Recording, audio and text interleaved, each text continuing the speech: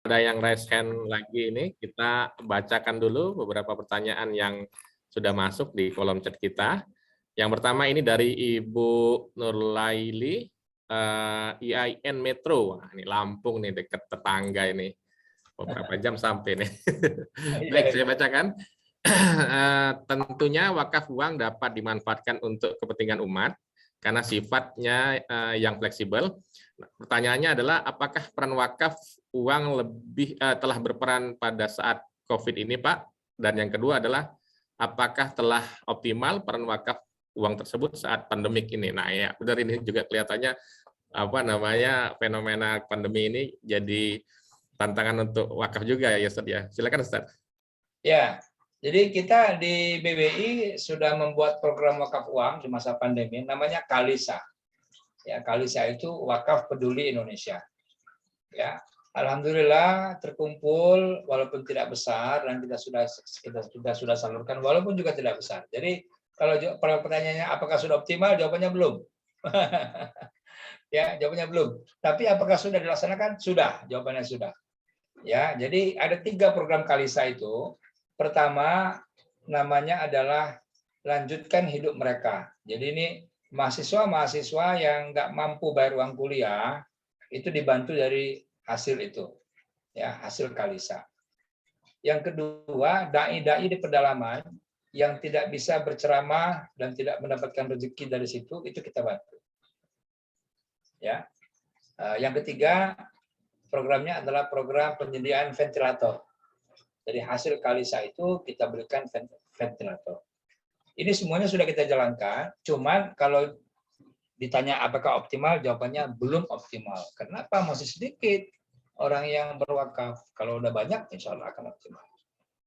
Gitu ya, Bu Nurlaili ya. IAIN Metro ini. Ya. Baik, kita lanjutkan dari Ibu Nurlaili ke Ibu Dewi Puspitasari dari Universitas Muhammadiyah Palembang. Ini juga tetangga kita nih, Ustaz. Ya. Assalamualaikum, izin bertanya Ustadz Henry Tanjung, PSD. Menurut Ustadz, bagaimana sebaiknya penyaluran wakaf tunai jika uang tersebut digunakan untuk pembangunan gedung sekolah? Nah, ya ini hubungannya dengan Muhammadiyah juga nih. Silakan, ya. Ustadz. Ya, jadi kalau untuk pembangunan gedung sekolah, namanya bukan wakaf uang. Ya, namanya wakaf melalui uang. Ya, jadi ada 2 istilah terminologi itu. Kalau wakaf uang itu investasinya harus di lembaga keuangan.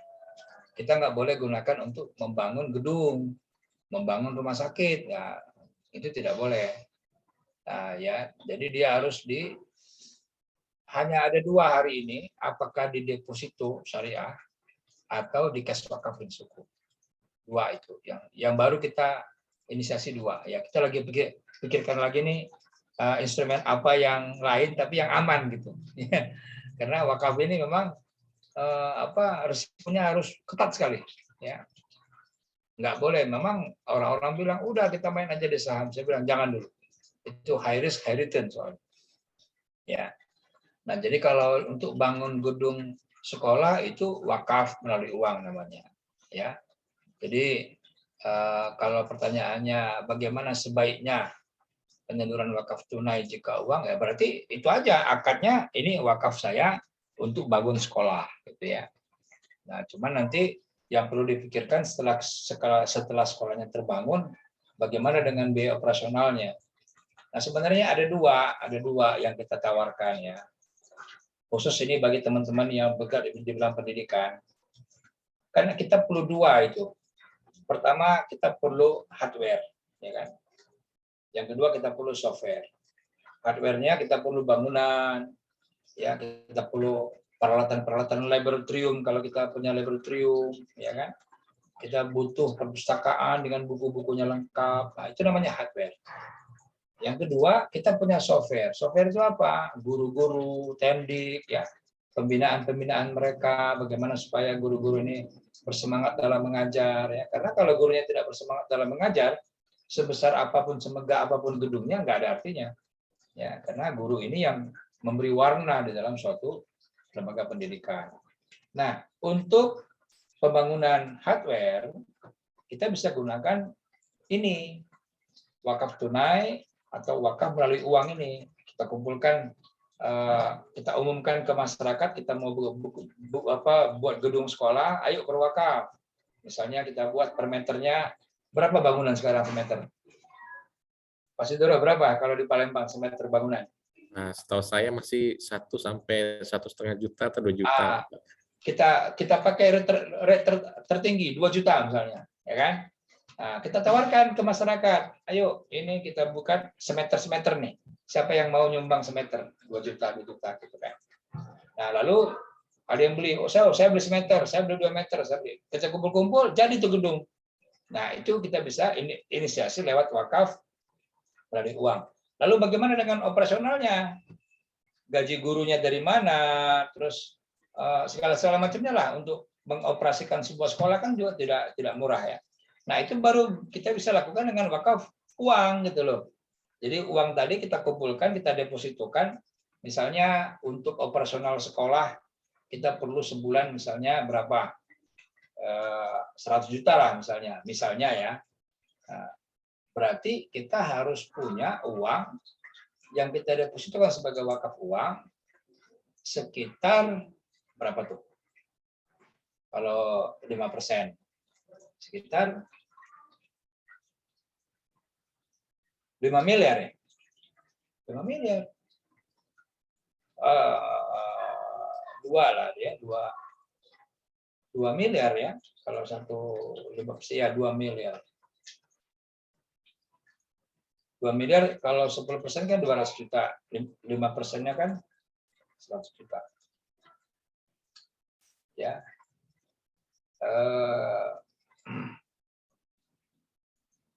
2 miliar. Katakan kita butuh uang 2 miliar nih untuk deposito di bank sebagai wakaf uang. Nah, tinggal kita kalau gitu kita butuh 2.000 orang ini donatur. Masing-masing orang 1 juta aja. Wakaf uang itu kan 1 juta per lembarnya. Sertifikat wakaf uang itu. Udah, tinggal kita list 2.000 orang siapa nih yang kita bisa sasar nih. Yang kita bisa bujuk untuk kita berwakaf. Nah, udah 2.000 orang. Syukur-syukur kalau ada yang berwakaf 10 lembar ya, 10 juta, ya, ada yang 100 juta, syukur-syukur.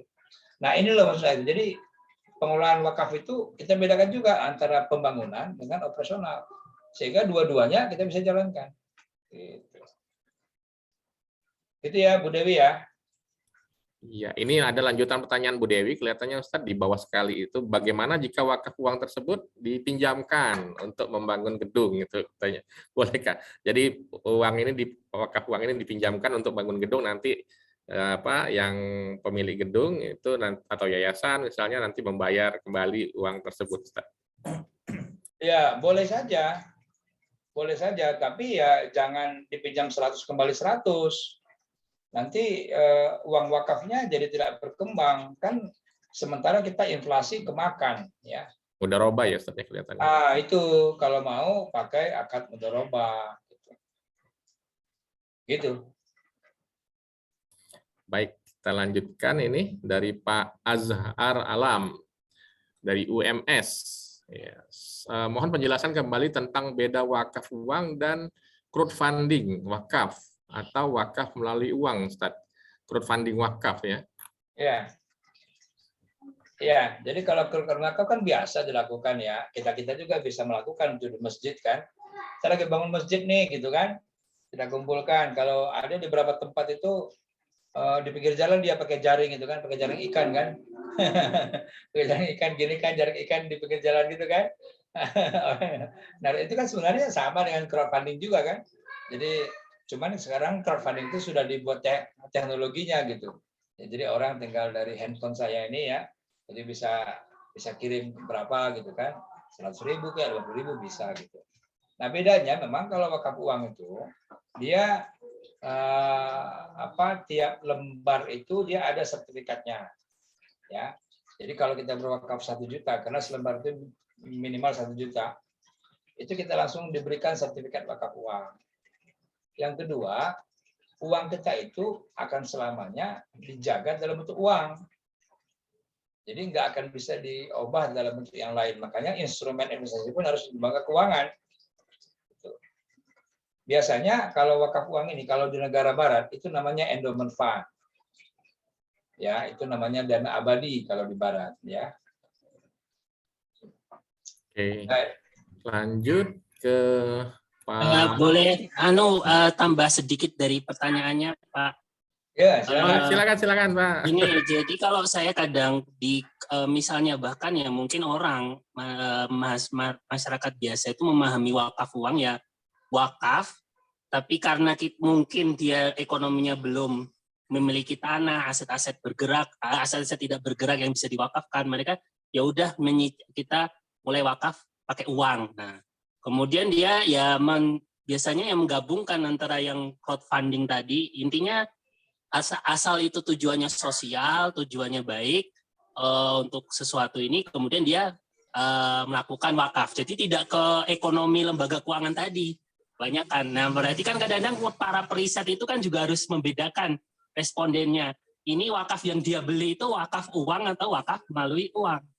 Ya, betul. Ya, betul. Kalau wakaf melalui uang itu kan biasanya kan sifatnya sosial ya. Jadi wakaf yang untuk bangun masjid misalnya ya, itu kan tidak menghasilkan, ya kan.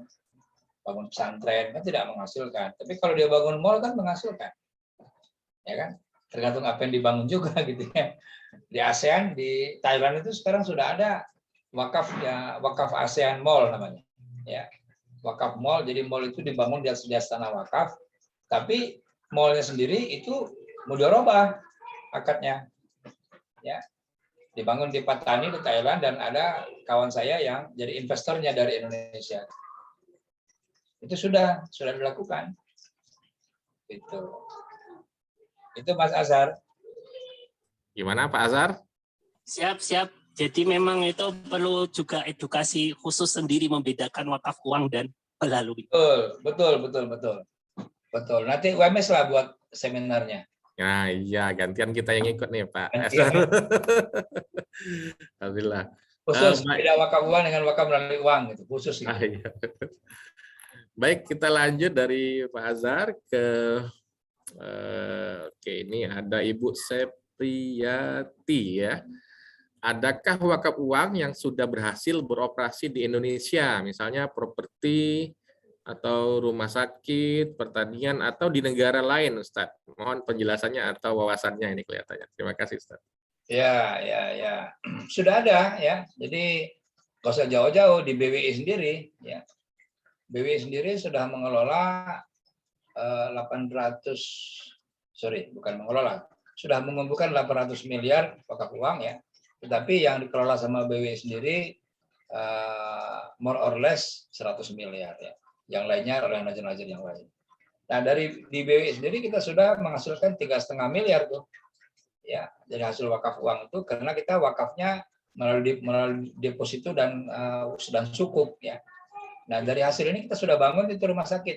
Gitu loh. Jadi hasil wakaf uang itu bangun rumah sakit. Ya, bukan wakafnya yang dibangun rumah sakit gitu. Ya. Nah, kita sudah bangun Retina Center di Rumah Sakit Ahmad Wardi, rumah sakit mata wakaf pertama di Indonesia. Itu Bu Sepriyati ya.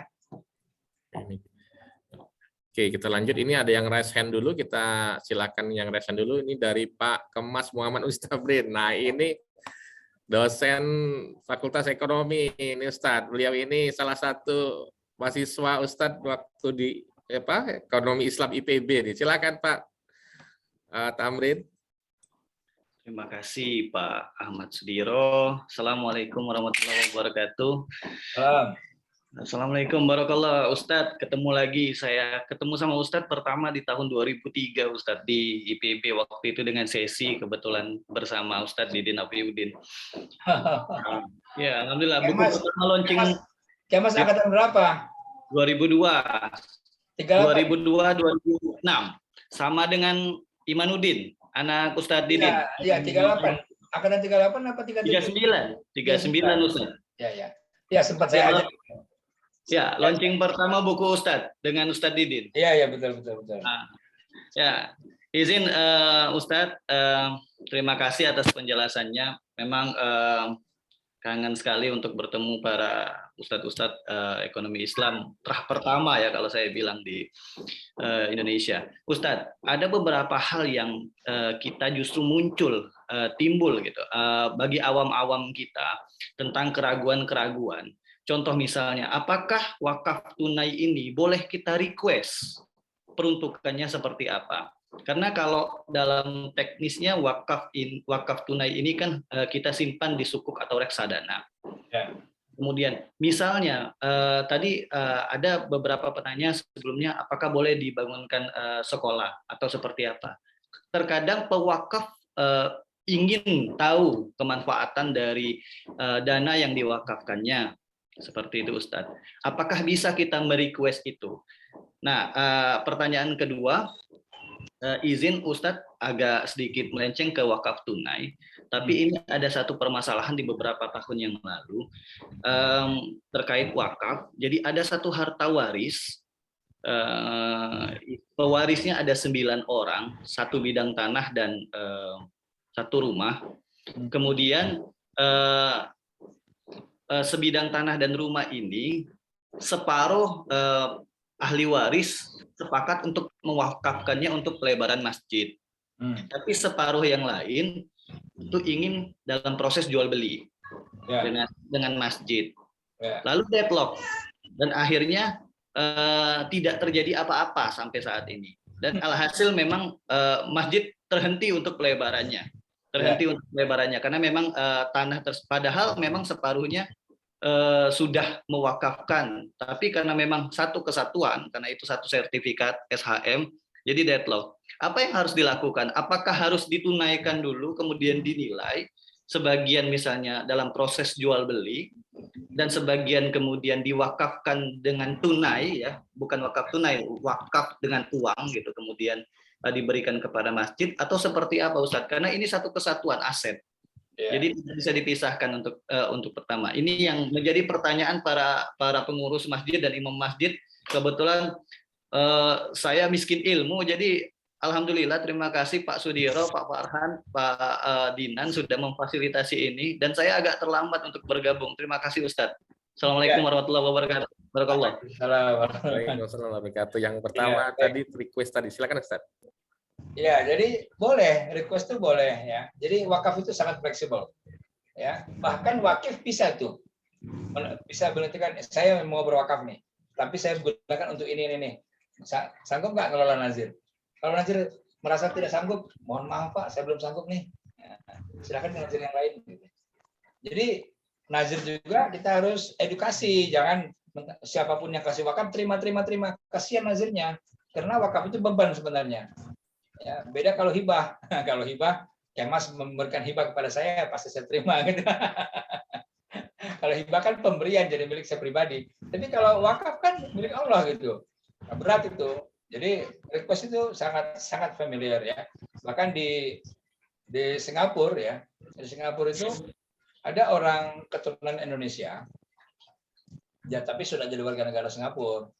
Dia lahir di Singapura, tapi dia aslinya Bugis ya. Lalu dia wakaf ke MUIS, ya, wakaf ke MUIS, tapi dari request. Nanti hasil wakaf saya ini tolong berikan ke masyarakat Indonesia.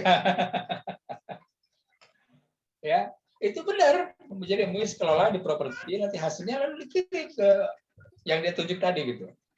Jadi boleh request kita ya. Nah itu makanya kalau kita menjadi wakif ya, kalau nanti Kemas menjadi wakif, Kemas bisa request apapun, anything gitu, ya. Nah, begitu pun Nazir juga bisa request. Jadi bergaining sebenarnya. Nazir juga bisa request. Kenapa Nazir bisa menolak gitu loh. Maaf Pak, saya nggak sanggup mengelola wakaf Bapak, silakan ke Nazir yang lain. Gitu. Jadi Nazir itu posisinya juga tinggi gitu loh. Jadi tidak di bawah posisinya. Jadi sejajar lah. Antara wakaf sama Nazir ini saling bernegosiasi. Nah, yang kedua, kasus yang kedua ini itu memang secara fikih ya, itu harta waris itu yang belum dibagi itu nggak boleh diwakafkan. Dia harus dipecah-pecah dulu, dibagi dulu gitu. Tidak boleh milik satu-satu diwakafkan, nggak boleh. Dia harus dipecah dulu. Nah, siapa yang setuju daripada kepada itu, itulah yang berwakaf, aman, nggak ada isu. Ya, nah isu yang tadi muncul karena tadi itu masih satu kesatuan, harta ramai-ramai, ada yang setuju, ada yang enggak, itu yang repot. Itu aja, oke Mas. Oke, terima kasih Ustadz. Mohon bimbingan nanti kalau kita mau mendirikan program studi ekonomi Islam di Fakultas Ekonomi.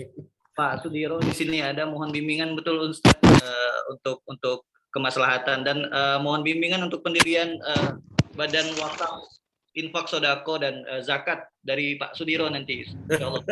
Terima kasih Ustadz. Ya, nanti Pak Tamrin yang gawangi itu. Unsri sudah BHMN belum? Belum Ustaz, masih GLU ya sekarang. Belum. Insya Allah dalam proses Ustadz, karena Universitas Andalas Padang itu sudah proses untuk menuju BHPT, BHMN. Insya Allah kita di 2022 atau 2023. Ya, nanti kalau sudah jadi BHPT itu bisa menjadi nazir. Insya Allah, enak tuh, leluasa tuh. Sama banyak dahsyat. Nanti ketua nazirnya nanti Pak Sudiro lah. Ini yang risk manajemennya, certified-nya Pak Tamrin nih, Ustaz. Pakai certified nanti risk manajemennya. Amin. Ada Ibu Emil ini dosen akuntansi Unsri juga. Baik, kita lanjutkan ke pertanyaan berikutnya dari Aksa Pratama. Saya ingin tanya, bagaimana penerbitan sertifikat wakaf uang, Pak? Itu apa namanya yang tadi dikatakan sertifikat wakaf uang? Siapa mungkin yang menerbitkan kali kelihatannya? Ya, ini kalau kita mau berwakaf uang, kita datang aja ke BSI. Ya, karena BSI salah satu nazir wakaf uang LKSPWU.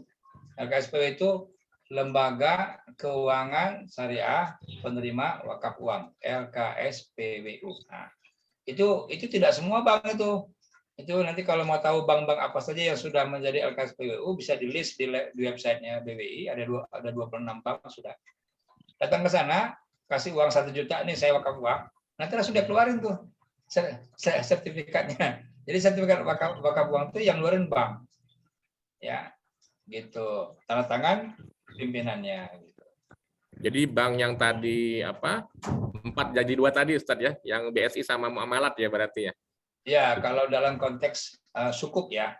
Karena yang lain belum. Kalau deposito ada 26 bank. Kalau sukuk hanya 2 bank itu baru. 2 bank itu. Yang sukuk ini yang wakaf link sukuk tadi Ustaz ya? Ya, CWLS ya, cash wakaf. CWLS. Oke. Baik, kita lanjut ke pertanyaan selanjutnya. Ibu Dewi Rahmawati. Apakah boleh keluarga yang mewakafkan mendapatkan bagian wakaf atau hasil wakaf kelihatannya Ustaz ini? Mungkin ini yang wakaf uang apa? Ya, silakan Ustaz. Ya, boleh ya, boleh. Tapi tidak menjadi kewajiban. Artinya itu semata-mata kebaikan daripada nazir lah. Ya. Karena kalau secara fikih sih begitu seseorang mewakafkan hartanya kan sudah lepas. Tapi ada nazir-nazir yang berbaik hati memberikan kepada orang yang berwakaf itu sebagian dari hasilnya. Ini sudah dipraktekkan ya. Misalnya begini, saya punya aset besar ya. Katakan saya punya rumah sakit pribadi ini. Kemudian saya udah tua, ya anak-anak saya juga nggak ada yang minat ngelola rumah sakit gitu ya. Misalnya nih ya. Lalu saya berpikir ini gimana ke depan kalau saya meninggal gitu kan. Lalu saya wakafin aja lah rumah sakit ini gitu. Saya wakafkanlah misalnya kepada Muhammadiyah gitu ya. Yang sudah berpengalaman mengelola rumah sakit. Nah, kalau aset saya ini kalau dinilai misalkan atau divaluasi katakan 30 miliar, kan besar ya. Istilahnya saya udah konglomerat lah kan kalau sudah punya uang 30 miliar gitu kan. Nah, lalu saya wakafkan nih. Lalu Muhammadiyah terima dia, oke, saya terima wakaf ini, terima kasih Pak. Tapi nanti kami akan untuk pengelolaan ini kami akan bikin saham ya, misalnya. Nanti ini rumah sakit ini akan kita bikin PT pengelola atau perusahaan pengelola. Nanti sahamnya kita bagi untuk Muhammadiyah akan mendapatkan sahamnya 51%. Dan untuk Bapak sahamnya 49%. Apa konsekuensinya? Nanti dari setiap tahun keuntungannya dibagi kan? Bagi Muhammadiyah sekian, bagi saya sekian. Nah, kalau saya sudah meninggal berarti bagi anak-anak turunan saya. Itu sudah dipraktekkan di beberapa tempat, ya. Jadi kalau pertanyaannya boleh, itu jawabannya boleh, ya. Tidak ada larangan. Ya. Karena seorang pewakif sudah sangat dermawan mensedekahkan puluhan miliar hartanya, gitu ya. Sangat dermawan. Masa kita nggak terima kasih gitu? Kira-kira gitu. Oke, terima kasih Ustadz. Kita lanjutkan. Assalamualaikum dari Ibu Ruslan. Oh, dari Pak Ruslan Rozali. Maaf ini Bapak. Assalamualaikum, saya sedang buat penelitian tentang peluang pengembangan metode cash wakaf dalam upaya modernisasi sistem keuangan pada 3 PTKIS berbasis Dayah atau pondok pesantren di Aceh. Kira-kira Prof, apa yang menjadi inti perubahan dari aspek modernisasi yang harus difokuskan dari dari wakaf ini kelihatannya, dan kira-kira apa bentuk novelty atau aspek kebaruan yang bisa kita lahirkan dari penelitian kami. Nah, ini kelihatannya harus jadi mahasiswa bimbingan Ustaz Hendri dulu di Ibnu Khaldun kelihatannya. Jadi aspek modernisasi pada cash wakaf Ustaz, kelihatannya apa? Saya harus baca dulu lah proposalnya. Ya ini kelihatannya harus japri Ustaz Henry nih, Pak Ruslan Rozali. Silakan nanti menghubungi panitia. Nanti kita coba tanya ke beliau untuk kasih nomor WhatsApp-nya. Mungkin nanti ada minat S3 di Ibnu Khaldun. Baik, kita lanjutkan ke Bapak Musheni ya, Musi Banyu Asin. Assalamualaikum warahmatullahi wabarakatuh. Salam untuk saya. Oh ya, saya salah seorang penerima manfaat ya dari. Wah ini bukan ini ya. Jadi dulu bukan pertanyaan ya kelihatannya. Sorry. Yang selanjutnya dari Oke, ini dari Hidayah. Jadi mau tanya bagaimana cara membeli sertifikat sukuk wakaf. Ini mungkin tadi yang di Bank Syariah 2 itu tadi Ustaz ya. Yang untuk pembelian sertifikat wakaf tadi ya. Ya, gini kalau sukuk wakaf ini dia per periode. Jadi seperti yang tadi yang saya sampaikan tadi kan, dibukanya kapan, ditutupnya kapan. Jadi dia nggak setiap saat dibuka. Jadi kita sudah buka 2 kali ya, SWR 1 dan SWR 02. Nah nanti kita akan buka, tahun depan kita akan buka SWR 03. Tunggu aja nanti pemberitahuannya. Rajin-rajin aja buka websitenya BWI. Itu nanti akan ada itu ya. Itu minimal berapa Ustadz per sertifikat biasanya?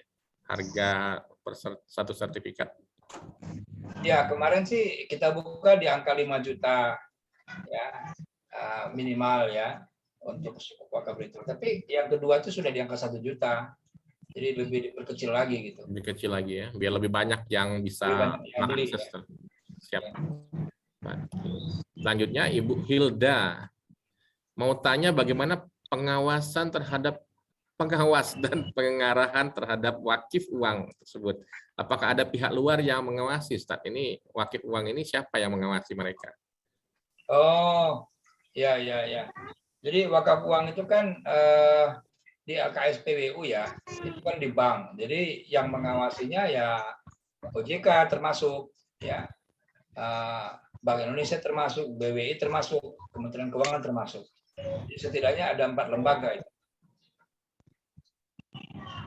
Ini lembaga-lembaga yang memang mengawasi pelaksanaan wakaf uang ini, Ustaz ya.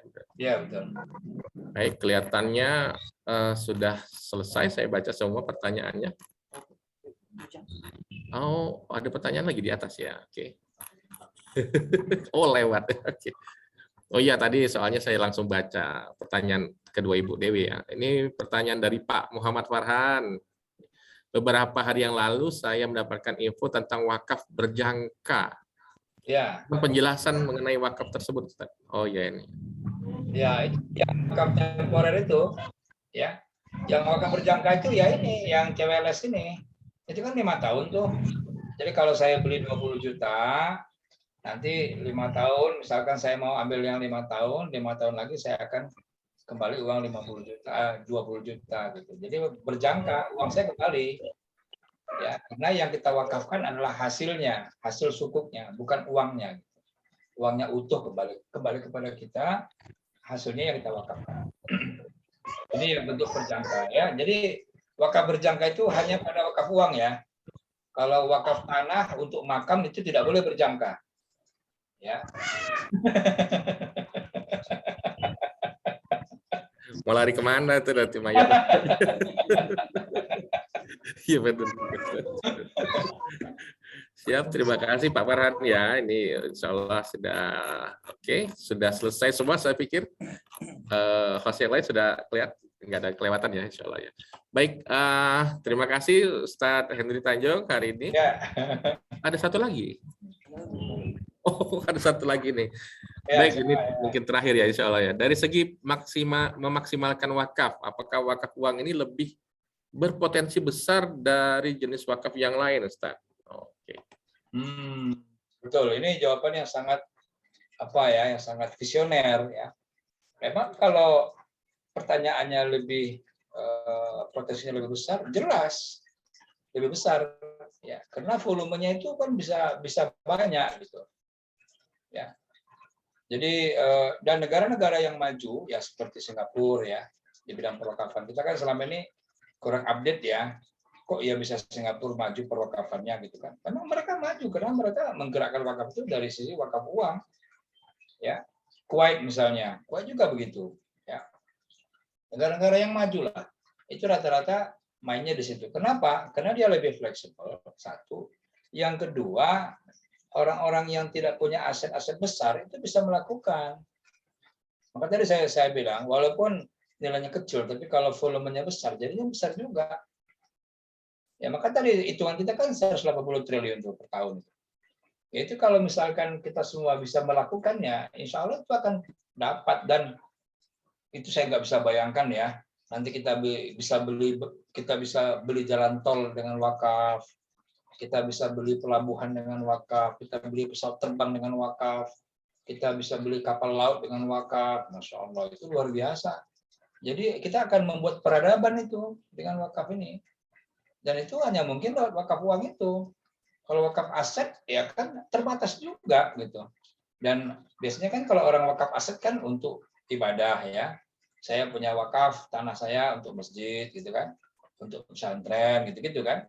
Tapi kalau wakaf uang itu kan untuk yang sifatnya produktif tadi gitu ya. Artinya sifatnya untuk ekonomi gitu. Jadi ekonomi itu maju. Jadi dalam bahasa saya, wakaf is the engine of economy ya.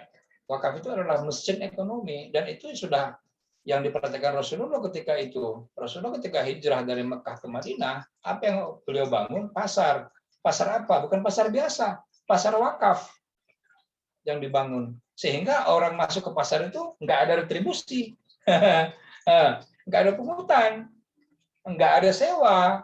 Beda dengan pasar Yahudi. Pasar Yahudi masuk ke pasar ada retribusi lah, ada pungutan, ada sewa. Jadi orang yang masuk ke pasar Yahudi tidak bisa menjual barang murah karena belum apa-apa sudah dipungut. Tapi kalau di pasar Muslim mereka menjual barang murah.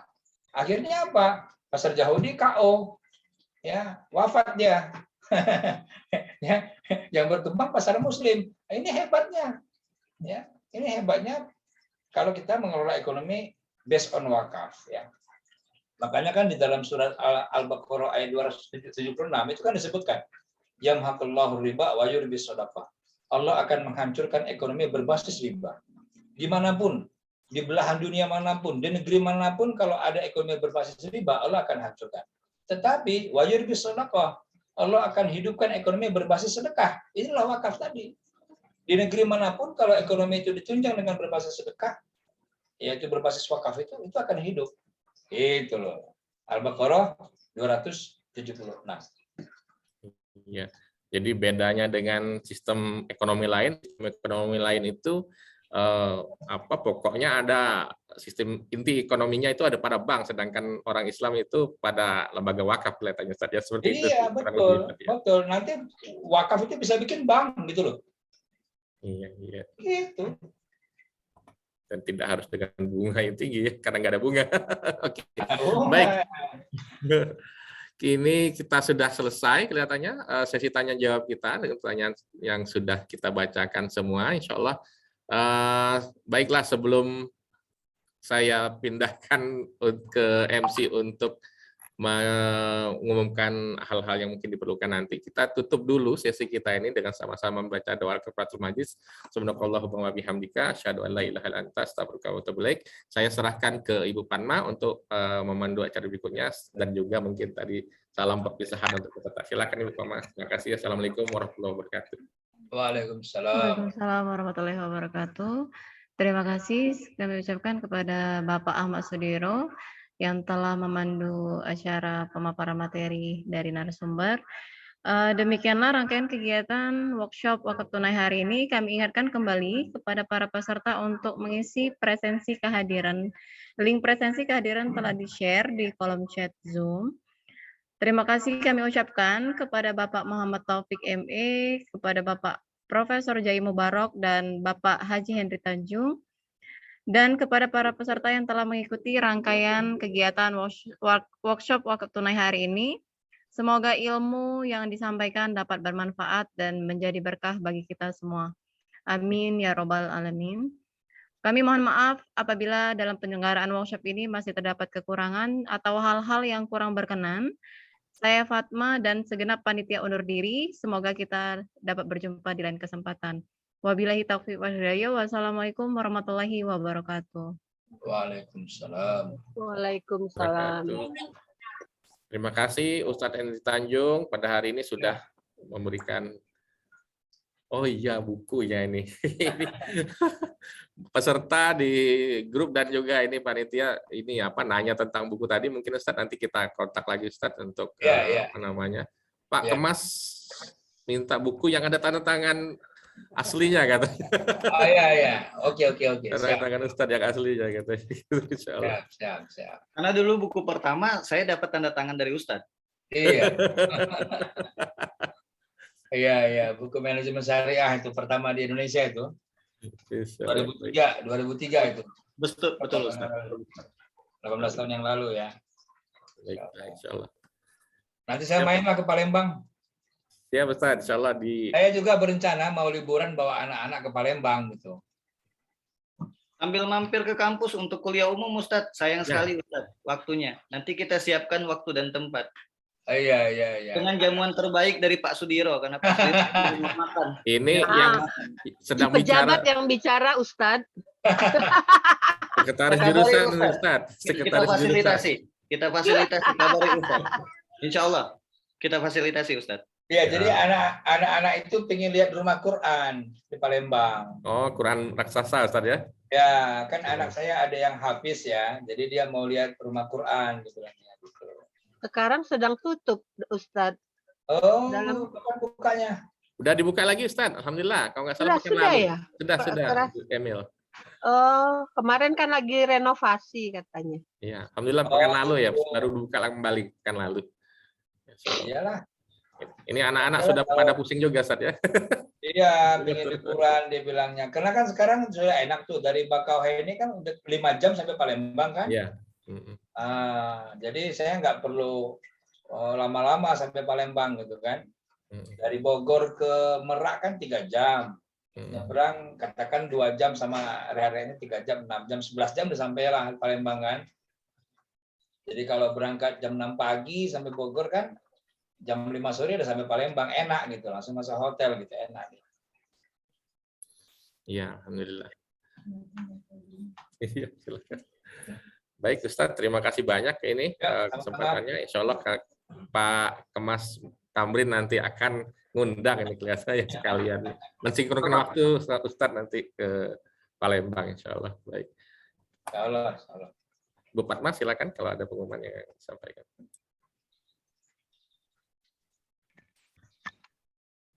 Diinfokan untuk kepada para peserta untuk sertifikat nanti akan diinfokan di grup WhatsApp peserta. Ini banyak sekali nih pesertanya sampai 180. Iya, insya Allah. Baik peserta silakan itu link link absennya sudah kita berikan. Mungkin kalau sudah bisa live, insya Allah ya, insya Allah.